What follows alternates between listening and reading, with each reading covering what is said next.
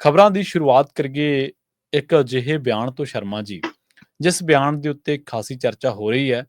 ਪਰ ਨਾ ਸਿਰਫ ਚਰਚਾ ਹੋਣੀ ਚਾਹੀਦੀ, ਸਗੋਂ ਉਸ ਬਿਆਨ ਦੀ ਪੂਰੀ ਨਿਖੇਧੀ ਵੀ ਹੋਣੀ ਚਾਹੀਦੀ ਹੈ। ਇਸ ਤੱਕ ਕਿ ਪੰਜਾਬ ਸਰਕਾਰ ਨੂੰ ਵੀ ਉਸ ਬਿਆਨ ਤੇ ਉਸ ਦੀ ਨਿਖੇਧੀ ਕਰਨੀ ਚਾਹੀਦੀ ਹੈ। ਦਿੱਲੀ ਦੇ ਵਿੱਚ ਫਿਰਦੀ ਕਹਿੰਦੇ ਹਰ ਪੰਜਾਬ ਨੰਬਰ ਗੱਡੀ ਜਿਹੜੀ ਹੈ, ਉਹਦੇ 'ਚ ਅੱਤਵਾਦੀ ਸਵਾਰ ਨੇ। ਇਹ ਭਾਜਪਾ ਦਾ ਨਜ਼ਰੀਆ, ਭਾਜਪਾ ਦਾ ਲੀਡਰ ਇਹ ਗੱਲ ਕਹਿ ਰਿਹਾ। ਬਿਲਕੁਲ ਜੀ। ਜਿਸ ਤਰ੍ਹਾਂ ਦੇ ਬੋਲ ਪ੍ਰਵੇਸ਼ ਵਰਮਾ ਨੇ ਬੋਲੇ ਨੇ, ਉਸ ਤੋਂ ਇਹੀ ਲੱਗ ਰਿਹਾ ਕਿ ਜਿਵੇਂ ਭਾਜਪਾ ਨੇ ਆਪਣੀ ਮਨਸ਼ਾ ਦਾ ਸਪਸ਼ਟ ਪ੍ਰਗਟਾਵਾ ਕਰ ਦਿੱਤਾ ਹੈ ਕਿ ਦਿੱਲੀ ਦੇ ਵਿੱਚ ਜਿਹੜਾ ਵੀ ਪੰਜਾਬੀ ਆਉਂਦਾ ਉਹਨਾਂ ਨੂੰ ਅੱਤਵਾਦੀ ਲੱਗਦਾ। ਜਦੋਂ ਕਿਸਾਨ ਅੰਦੋਲਨ ਦਿੱਲੀ ਪਹੁੰਚਿਆ ਸੀ, ਤਦ ਵੀ ਉਹਨਾਂ ਨੇ ਕਦੇ ਇਹਨਾਂ ਨੂੰ ਨਕਸਲੀ, ਕਦੇ ਪਾਕਿਸਤਾਨੀ, ਕਦੇ ਚੀਨੀ, ਕਦੇ ਖਾਲਿਸਤਾਨੀ, ਕਦੇ ਅੱਤਵਾਦੀ ਬਹੁਤ ਟੈਗ ਦਿੱਤੇ। ਹੁਣ ਜਦੋਂ ਦਿੱਲੀ ਦੇ ਵਿੱਚ ਚੋਣਾਂ ਨੇ, ਤਾਂ ਇਹਦੇ ਵਿੱਚ ਕੋਈ ਦੋ ਰਾਏ ਨਹੀਂ ਕਿ ਸਮੁੱਚੀ ਪੰਜਾਬ ਦੀ ਸਰਕਾਰ ਦਿੱਲੀ ਬੈਠੀ ਹੈ, ਤੇ ਜੇ ਪੰਜਾਬ ਸਰਕਾਰ ਬੈਠੀ ਹੈ ਤਾਂ ਉਹਦੇ ਨਾਲ ਪੰਜਾਬ ਦੀਆਂ ਗੱਡੀਆਂ ਵੀ ਘੁੰਮ ਰਹੀਆਂ ਨੇ, ਤੇ ਉਹ ਗੱਡੀਆਂ 'ਚ ਸਰਕਾਰੀ ਵੀ ਨੇ, ਪ੍ਰਾਈਵੇਟ ਵੀ ਨੇ। ਜੇ ਤਾਂ ਰਾਜਨੀਤਿਕ ਪਹਿਲੂ ਤੋਂ ਟਿੱਕਾ ਟਿੱਪਣੀ ਕਰਨੀ ਹੁੰਦੀ ਪ੍ਰਵੇਸ਼ ਵਰਮਾ ਨੇ, ਤਾਂ ਉਹ ਇਹ ਕਹਿੰਦਾ ਕਿ ਪੰਜਾਬ ਸਰਕਾਰ ਦੀਆਂ ਸਰਕਾਰੀ ਗੱਡੀਆਂ ਦਾ ਦਿੱਲੀ 'ਚ ਕੀ ਕੰਮ ਹੈ, ਸਰਕਾਰੀ ਗੱਡੀਆਂ ਚੋਣਾਂ 'ਚ ਕੀ ਕਰਦੀ ਫਿਰਦੀ ਹੈ। ਪਰ ਉਹਨੇ ਕਿਹਾ ਕਿ ਦਿੱਲੀ ਦੇ ਵਿੱਚ PV ਨੰਬਰ ਦੀਆਂ ਹਰ ਗੱਡੀਆਂ ਜਿਹੜੀਆਂ ਘੁੰਮ ਰਹੀਆਂ ਨੇ, ਉਹ ਖਤਰਾ ਨੇ ਸਾਡੇ ਲਈ, ਕਿਉਂਕਿ 26 ਜਨਵਰੀ ਆ ਰਹੀ ਹੈ, ਕੁਝ ਵੀ ਹੋ ਸਕਦਾ। ਇਹਦਾ ਮਤਲਬ ਤੁਸੀਂ ਇਹ ਕਹਿਣਾ ਚਾਹੁੰਦੇ ਹੋ ਕਿ ਆਪਣੀ ਰਾਜਧਾਨੀ ਦੇ ਵਿੱਚ ਜੇਕਰ ਪੰਜਾਬ ਤੋਂ ਕੋਈ ਆ ਗਿਆ, ਉਹ ਇਕੱਲਾ ਰਾਜਨੀਤਿਕ ਨਹੀਂ, ਹੋਰ ਕਿੰਨੇ ਲੋਕ ਹਰ ਰੋਜ਼ ਦਿੱਲੀ ਜਾਂਦੇ ਆਉਂਦੇ ਨੇ ਕੰਮਕਾਰਾਂ ਲਈ, ਤੇ ਤੁਸੀਂ ਉਹਨਾਂ ਸਾਰਿਆਂ ਨੂੰ ਕਿਸ ਕੈਟਾਗਰੀ 'ਚ ਪਾ ਰਹੇ ਹੋ? ਔਰ ਕਹਿ ਕੌਣ ਰਿਹਾ? ਸਭ ਤੋਂ ਬੜਾ ਪਹਿਲੂ ਇਹ ਹੈ ਪ੍ਰਵੀਨ ਜੀ, ਉਹ ਪ੍ਰਵੇਸ਼ ਵਰਮਾ ਜਿਹੜਾ ਖੁਦ ਪੰਜਾਬੀ ਪਿਛੋਕੜ ਤੋਂ ਆ, ਜਿਹਦਾ ਪਿਓ ਪੰਜਾਬੀ ਹੋਣ ਦੇ ਨਾਤੇ ਦਿੱਲੀ ਦਾ ਮੁੱਖ ਮੰਤਰੀ ਰਿਹਾ। ਸੋ ਇੱਥੋਂ ਮਤਲਬ ਕਿ ਇਹਨਾਂ ਦਾ ਸਾਹਿਬ ਸਿੰਘ ਵਰਮਾ ਦਾ ਮੁੰਡਾ, ਇਹ ਪ੍ਰਵੇਸ਼ ਵਰਮਾ, ਇਸ ਸਮੇਂ ਕੇਜਰੀਵਾਲ ਦੇ ਜਿਸ ਹਲਕੇ ਤੋਂ ਕੇਜਰੀਵਾਲ ਲੜ ਰਿਹਾ, ਉੱਥੋਂ ਹੀ ਉਹਦੇ ਸਾਹਮਣੇ ਉਮੀਦਵਾਰ ਹੈ ਭਾਰਤੀ ਜਨਤਾ ਪਾਰਟੀ ਦਾ। ਦੋ ਸਾਬਕਾ ਮੁੱਖ ਮੰਤਰੀਆਂ ਦੇ ਮੁੰਡੇ ਤੇ ਇੱਕ ਮੌਜੂਦਾ ਮੁੱਖ ਮੰਤਰੀ ਹਲਕੇ ਤੋਂ ਚੋਣ ਲੜਨੇ, ਇਸ ਲਈ ਉਹ ਕਾਫੀ ਹਾਈ ਪ੍ਰੋਫਾਈਲ ਹਲਕਾ ਬਣ ਗਿਆ। ਉੱਥੋਂ ਇੱਕ ਸਾਹਿਬ ਸਿੰਘ ਵਰਮਾ ਦਾ ਮੁੰਡਾ, ਇਹ ਜਿਹਦੇ ਇਹੋ ਜਿਹੇ ਜ਼ਹਿਰੀਲੇ ਬੋਲ ਆਏ ਨੇ ਸਾਹਮਣੇ, ਪ੍ਰਵੇਸ਼ ਵਰਮਾ, ਤੇ ਦੂਸਰਾ ਉੱਥੋਂ ਸ਼ੀਲਾ ਦੀਕਸ਼ਤ ਦਾ ਮੁੰਡਾ। ਹੁਣ ਇਸ ਹੱਦ ਤੱਕ ਭਾਜਪਾ ਜੇਕਰ ਉਤਰ ਆਈ ਆ, ਤਾਂ ਉੱਥੋਂ ਸਾਡੀ ਸਰਕਾਰਾਂ ਦਾ ਵੀ ਪੱਧਰ ਪਤਾ ਲੱਗਦਾ ਕਿ ਜੇਕਰ ਤੁਸੀਂ ਸਮਾਂ ਰਹਿੰਦੇ ਉਹਨਾਂ ਨੂੰ ਰੋਕ ਪਾਉਂਦੇ, ਉਹਨਾਂ ਨੂੰ ਟੋਕ ਪਾਉਂਦੇ, ਤਾਂ ਅੱਜ ਇਹ ਦਿਨ ਨਾ ਦੇਖਣੇ ਪੈਂਦੇ। ਪ੍ਰਵੀਨ ਜੀ, ਮੁੱਖ ਮੰਤਰੀ ਸਾਹਿਬ ਭਗਵੰਤ ਮਾਨ ਹੋਰਾਂ ਨੇ ਟਵੀਟ ਕੀਤਾ ਕਿ ਮੱਦਭਾਗਾ ਤੁਹਾਡਾ, ਤੁਸੀਂ ਅਜਿਹੀ ਬਿਆਨਬਾਜ਼ੀ ਕਰ ਰਹੇ ਹੋ, ਟਿੱਪਣੀ ਕਰ ਰਹੇ ਹੋ। ਕੇਜਰੀਵਾਲ ਜੀ ਨੇ ਇਹਨੂੰ ਮੁੱਦਾ ਬਣਾਉਣ ਦੀ ਕੋਸ਼ਿਸ਼ ਕੀਤੀ ਹੈ ਕਿ ਉੱਥੇ ਵੱਡੀ ਗਿਣਤੀ 'ਚ ਸਿੱਖ ਭਾਈਚਾਰਾ ਵੱਸਦਾ, ਪੰਜਾਬੀ ਵੱਸਦਾ, ਕਿ ਇਹਨੂੰ ਵੋਟਾਂ 'ਚ ਕੈਸ਼ ਕਰ ਲਈ।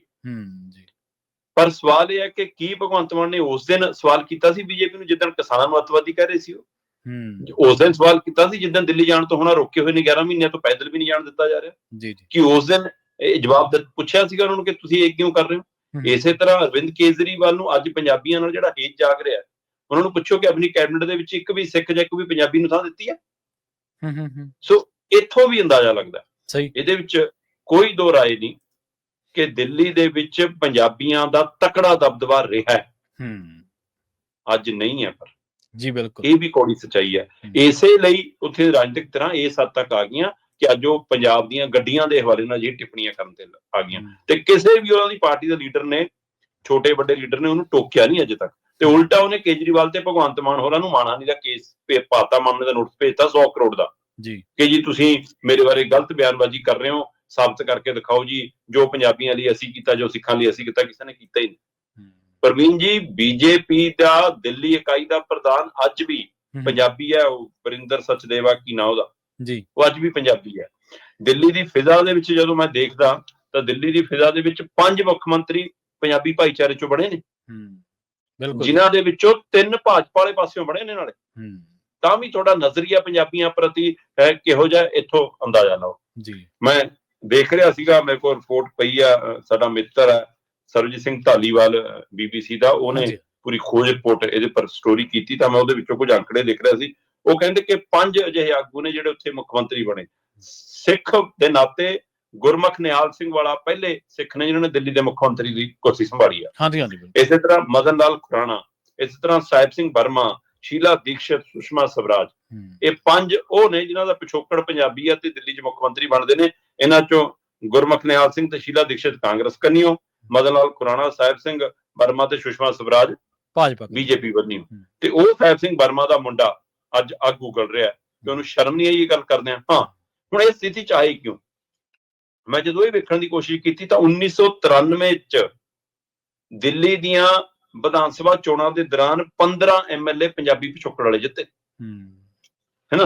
ਉਸ ਤੋਂ ਬਾਅਦ ਗਾਂ ਜਦੋਂ 1998 ਚੋਣਾਂ ਹੋਈਆਂ ਤਾਂ ਇਹ ਗਿਣਤੀ ਵੱਧ ਕੇ 20 ਹੋ ਗਈ।